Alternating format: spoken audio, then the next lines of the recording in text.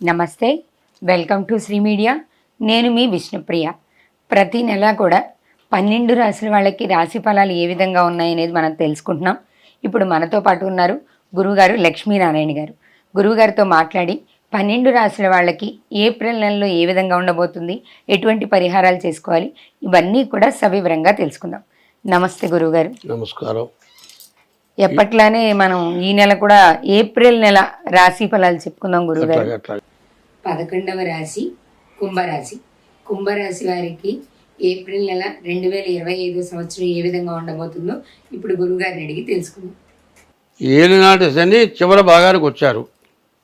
ఈ కుంభరాశి వాళ్ళు 5 సంవత్సరాలు చాలా కష్టపడ్డారు, చాలా కష్టాలు అనుభవించారు, అనవసరమైన వాళ్ళ చేత మాటలు పడ్డారు, మరి దగ్గర నిలబట్టడానికి కూడా పనికిరాని వాళ్ళ చేత అవమానపడటం జరిగి ఉంటుంది.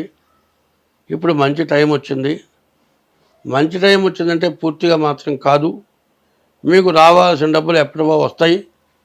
కానీ మీ ఆస్తులు తాకట్లో ఎక్కడో ఉండుంటాయి బాకీలు.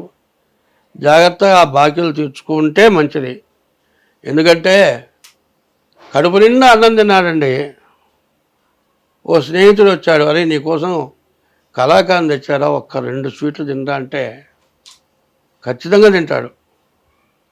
అదే మిగతా జీవరాశులు ఉన్నాయి, కుక్కలో, పందులో, ఎలుకలో, మరి పిల్లులో, ఇట్లాంటివి కడుపు నిండా తిన్న తర్వాత నోరు కూడా తెరవు. మన నోరు అట్లాంటిది. మరి నోరు తిడుతుంది,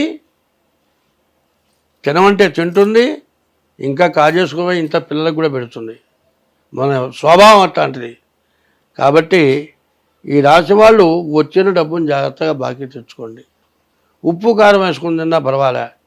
ఇన్నాళ్ళ నుంచి కష్టపడ్డాం, ఇబ్బంది పడ్డాం కాబట్టి ఇంట్లో పెళ్ళా ఉంటుంది, నా పట్టు చీర కొనమంటుంది, మరేమో ఇంకోగామో బంగారం నగ కొనమంటుంది.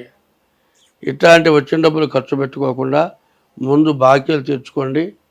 మీరు పూర్వపు వెనక స్థితి బాగా పొందుతారు, బాగా లాభం వస్తుంది, మీరు బాగా బాగుపడతారు, మీకు అన్ని విధాల సమస్యలు లేకుండా పోతాయి. కానీ ముందుగా మీ డేట్ ఆఫ్ బర్త్ ద్వారా ఈ ఒక్కసారి మీ జాతకం చూపించుకోవడం చాలా అవసరం. తర్వాత ఈ కుంభరాశి వాళ్ళకి ఈ మీనంలో శని ఉండగా అనారోగ్యాలు రావడానికి బాగా ఎక్కువగా అవకాశాలు కనపడుతున్నాయి. అనారోగ్యాలు ఏమాత్రం అనుమానం వచ్చినా వెంటనే జాగ్రత్త పట్టడం, ట్రీట్మెంట్ చేసుకోవటం. అయితే ట్రీట్మెంట్ తోటే జరుగుతుందని మాత్రం నేను చెప్పలేను. గ్రహాలు ఏవి బాగాలేవో చూసుకొని జన్మలగ్న రీత్యా మాత్రం డేట్ ఆఫ్ బర్త్ని బట్టి చక్రం వేస్తే మీకు ఏ గ్రహాలు బాగాలేవో అర్థమవుతుంది.